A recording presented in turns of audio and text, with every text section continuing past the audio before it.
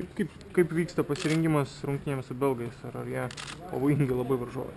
Nu, tai be abejo pavojingi. Jūs matėt vakar, kaip jie su serbai žaidė ir tik tai gale laimėjo varžybas.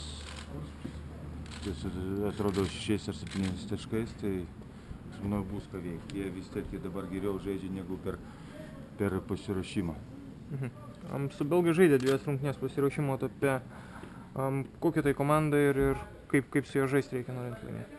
Nu, čia tokia vis tiek, jinai specifinė komanda, jinai juda, stengiasi, ten nėra išreikštų tokių derinių, kad konkrečiai kiekvienam žaidėjui, bet jie suka, jie stengiasi, jie turi gana neblogų žaidėjų ir priklausys nuo mūsų agresyvios gynybos.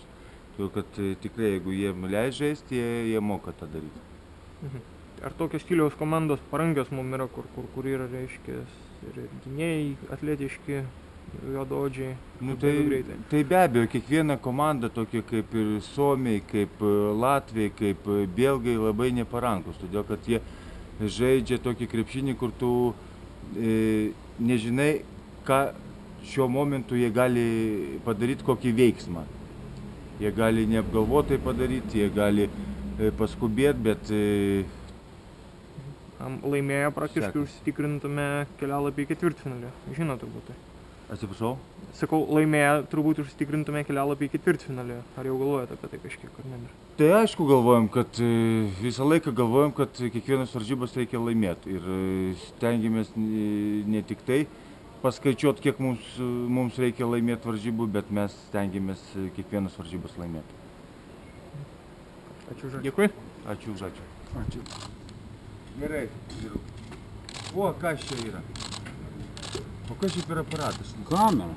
A? Kamera. Kaip jinai įrašinėja? Jin filmuoja. Jo. Vyro.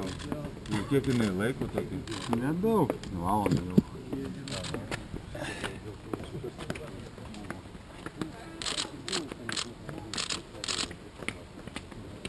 Nenori pradėti tą daugiausiai kaip bėgioti?